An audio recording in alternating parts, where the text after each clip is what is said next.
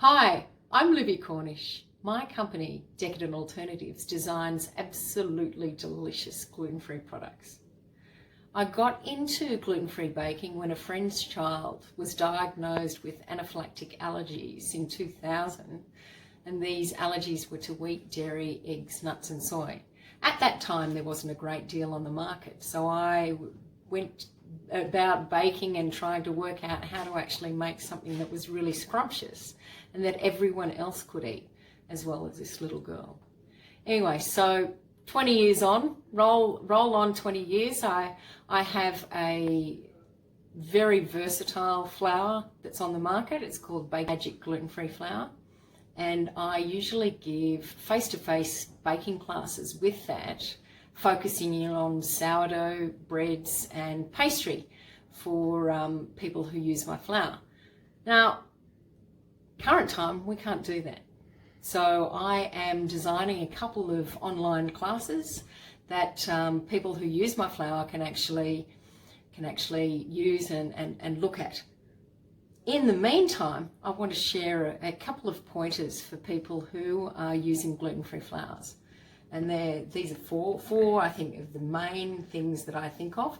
One, there is no cup for cup substitution when you are substituting a gluten-free flour into a wheat-based recipe. That it might work for some things, but then the same flour might not work for other things. And there's a number of reasons why this happens. The other thing is that, are you using the method that you actually use to produce something, say for example, short crust pastry, is that the same with wheat flour as you would with a gluten-free flour, the gluten-free blend that you are currently using? 3, every flour, regardless of whether it has gluten or not, has different baking properties. For example, if you went to the shops, or even if you were going to make a wheat-based loaf of bread and you're using white bleached flour, and then you made one out of rye flour, the resulting properties of each of those loaves is going to be different. The amount of water that you'd probably use is going to be different, and the length of time that you would prove and the way that you show, basically everything is different. So we can't really expect gluten-free flours to behave the same way when there's no gluten in there. And that means that every blend, every flour blend that is on the market is going to be different and is going to have different baking properties and qualities. So I guess the take-home message is you need to know the flour that you use. You need to know your gluten-free flour that you're happy with.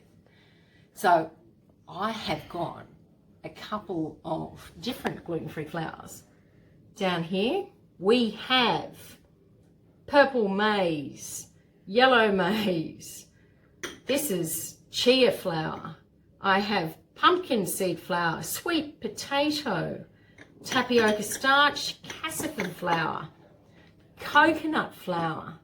I think there's millet flour there somewhere, chestnut and golden flaxseed flour. All of these are going to be different. Oh, and white rice. Now, all of these are going to give you a different result if you blend them together. Home messages are there's no cup for cup substitution. You need to know whether your technique that you're going to be using is the right one. Every single flour has different baking properties, which means that every gluten-free flour blend is going to have different baking properties. You need to work out what the baking properties of the flour that you like to use are. Good luck.